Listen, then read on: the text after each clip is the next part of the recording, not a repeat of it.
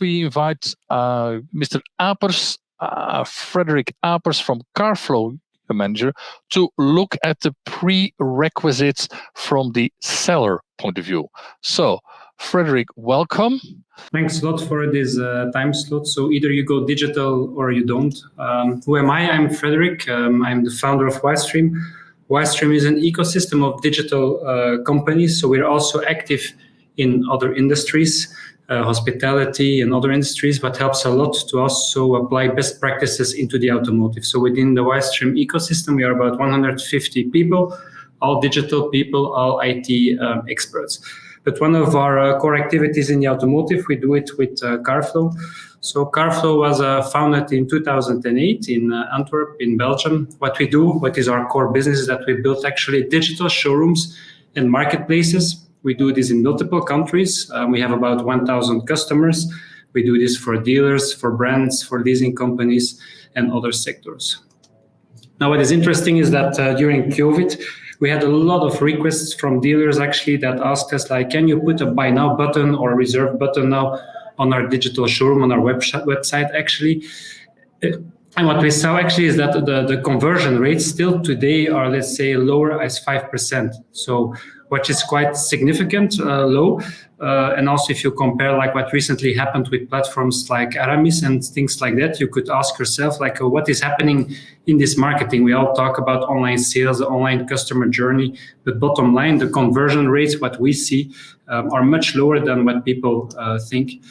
Now, the truth is that the road to success in digital, it has really no shortcuts. And how we think about it, it's really about cracking the code. So it is a lot of factors that have an impact on whether you are successful in digital sales or not. But it's not just by putting, let's say, a buy now button or an online reservation button that you will be successful. It's really like a road that you need to start and to discover how it will work.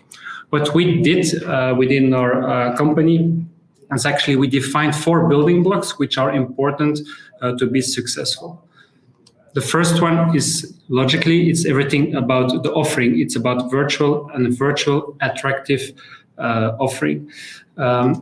If you look at what Google says, is that the number 1 search on Google that converts into cars being sold is availability. So if you have more stock, if you have more cars online, you will sell more. And how they call it, it's all about the long tail. The long tail is a principle that is also applied by many successful e-commerce sites. So for those who don't know it, the principle is that in a normal business, as we have known it before, let's say is that 80% of your turnover comes from 20% of your products. Actually, in an online world, the opposite is happening. And that is what, for example, you can see on Amazon, is that the more products you have online, of course, the more reach you will have, the more sales you will have, but also the cost to buy reach will be less costly, because you can advertise on very specific names and brands, actually, which is way less expensive than when you need, for example, to buy an advertising word like a Golf Volkswagen. So this is all about the long tail. So the more offering you have, the more conversion. So the new rule is that the offer defines the demand. And this is also the reason why Amazon and others are so successful. And that's also the reason why actually they applied or gave the permission to other suppliers, companies to sell also their products through those channels. So that's also why we see actually a big evolution in the agent model, in virtual stock models, where actually we will go less from own stock to shared stock to web platforms who have a lot more cars. So this becomes very important. But what we also see, of course, is that today, because we believe that in the automotive, the majority of the companies do not have enough offering, is that you see, meanwhile, is that platforms like AutoScouts and others becomes very powerful. They almost go into a monopoly because they can benefit from this long tail. So, and what also happens is that in the end, they increase their advertising prices. And what we need to avoid, of course, is that they run away with the retail margin. So this is a big threat if we don't give an answer in the automotive world to this. And how does this work? Actually, it's very simple. So if you see it through a period of, for example, 4 years, you see that the only way to survive this is that you need to create your own marketplace. So if you see on this slide, on year one is actually that the dark blue is what you spend today, for example, on portals like AutoScout, Mobile.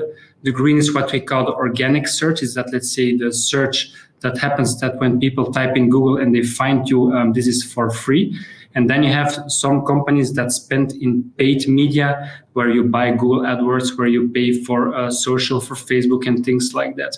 Now, the strategy, what actually the marketplaces apply and what you also should apply when you create your own marketplace, is that you need to try to reduce the dependency on those portals, and that you need to try to increase your stock so that you can benefit more and more from the green part, what is the organic search.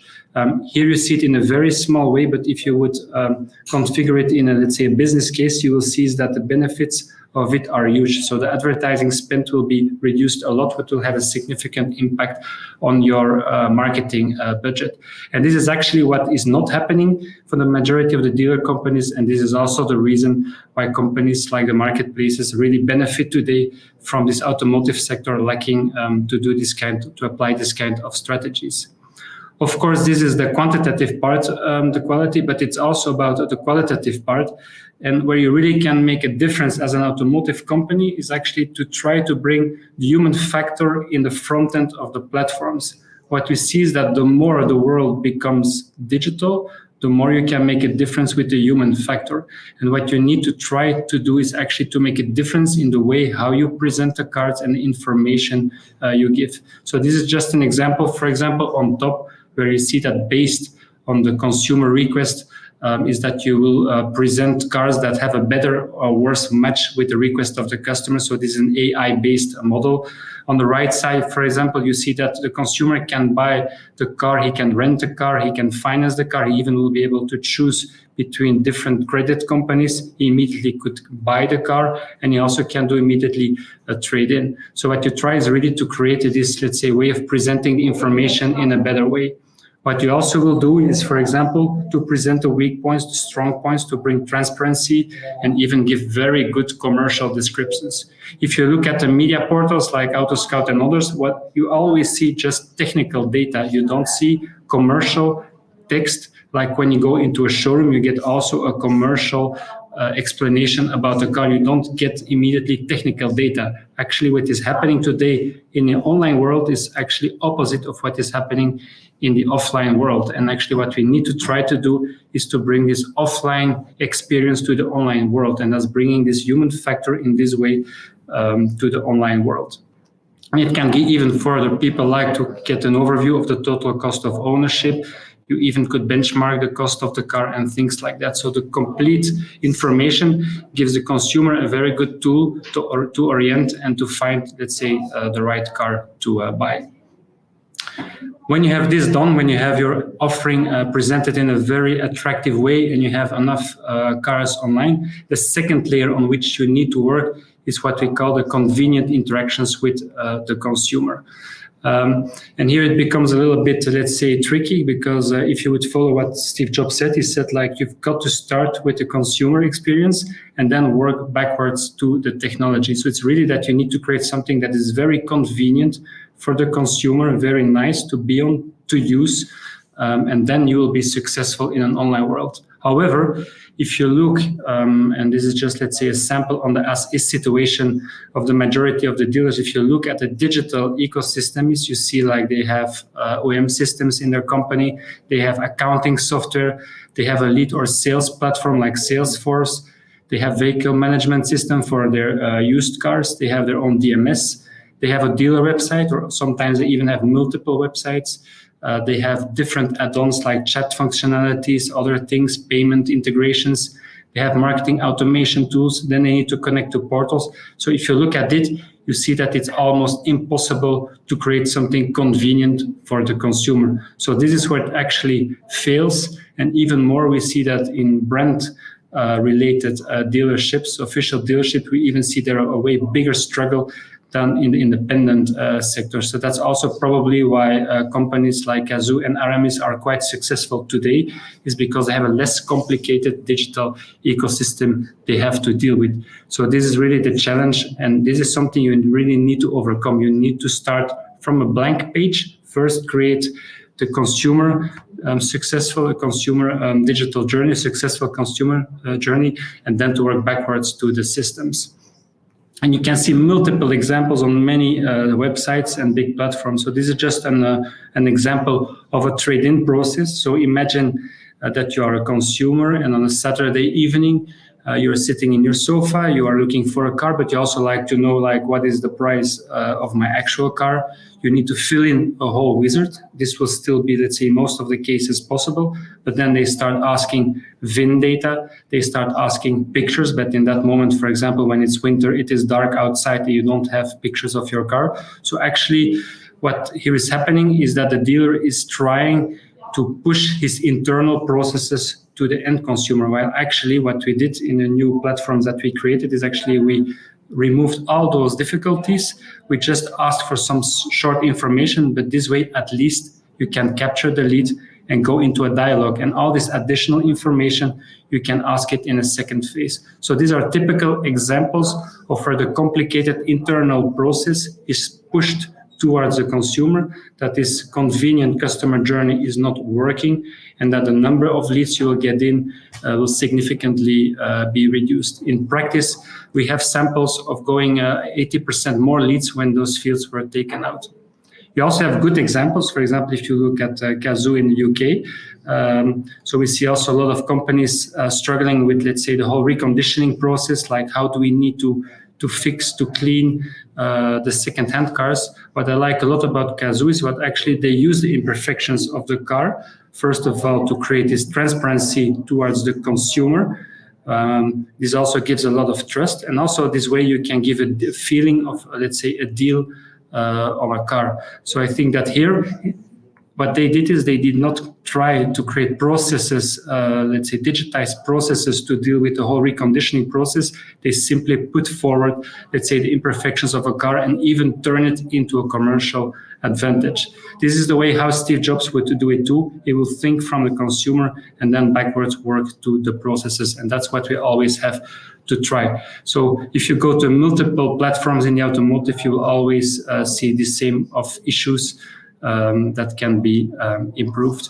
Now the question is, how do you need to get this done? And what we also see is that if you really want to transform digitally, and I gave the example in the beginning of dealers just putting, let's say, a buy now button on their website, is on the left side is what you see typically is that a company, a dealer company wants to become digital. So they find someone in a company who wants to deal with this, and they try to implement this transformation with the people working in the dealership.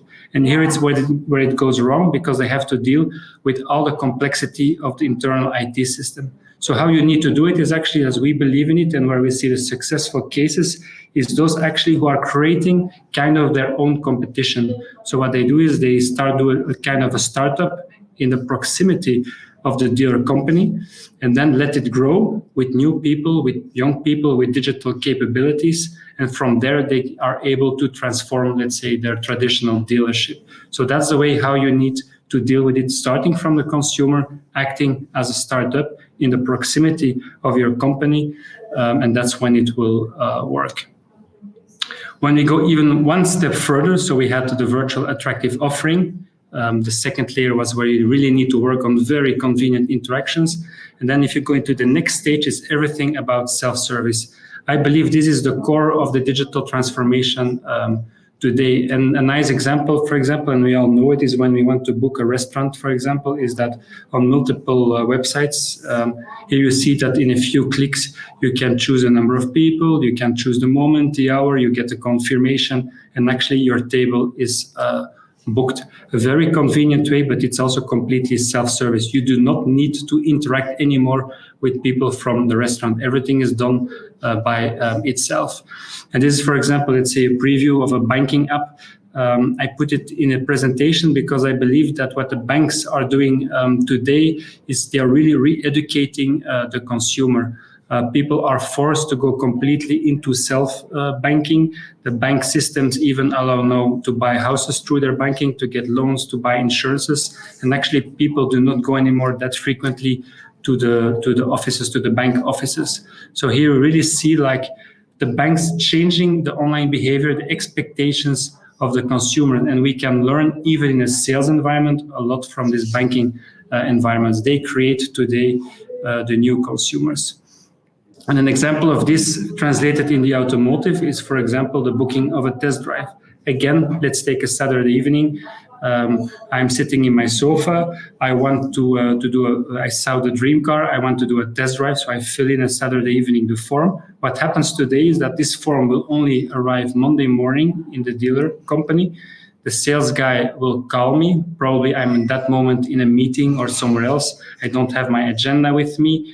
They need to call me back and so on. So the whole momentum of a Saturday evening where I was really excited about a new car really becomes a problem the Monday, and also a very costly process from the dealer process perspective. So also here, if you compare it to what's happening in the hospitality sector with the restaurants, exactly the same could or should happen within the automotive.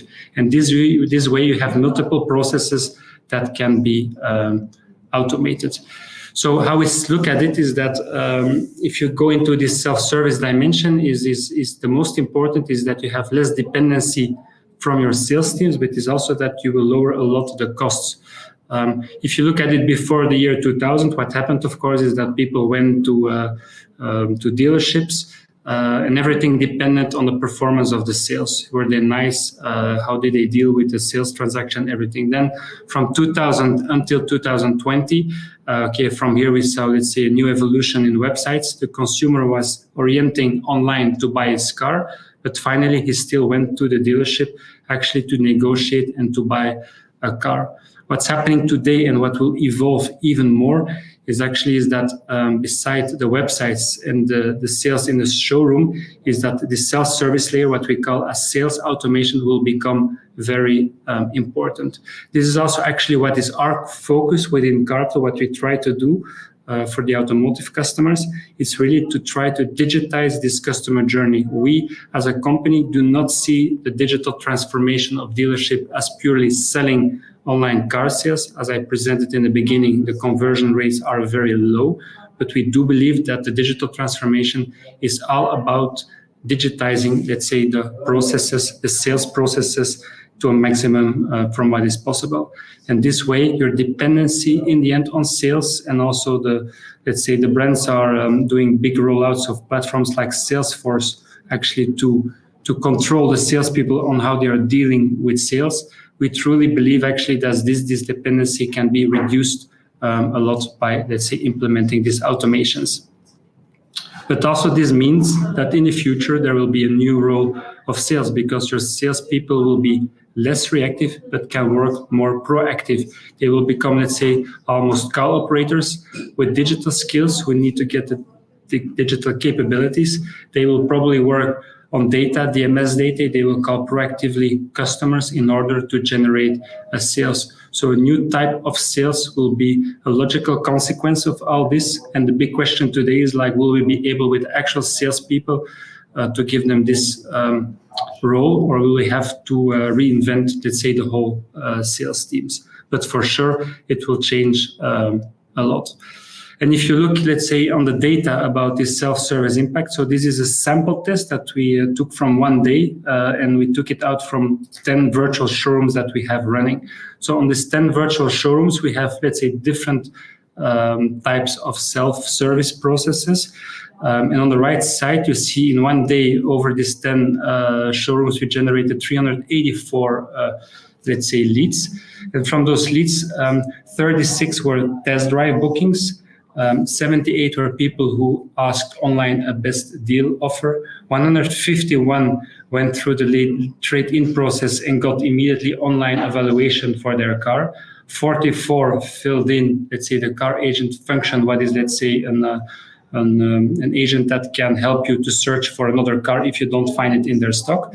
25 filled in the price alert. That's that you get an alert when the price will be reduced in price. The car will be reduced in price. And 33 asked to be called back. But what is the most surprising actually is that we also had normal, let's say, contact forms in the platforms, and that only 70 people filled in, let's say, the regular contact forms. So what we see is a big evolution, is that people rather will fill in, let's say, this kind of automated processes rather than fill in forms. The consumer seems not to like to get too much interaction with salespeople. They don't like to get phone calls. They don't like to get mails. They prefer to have the power themselves to control the sales process.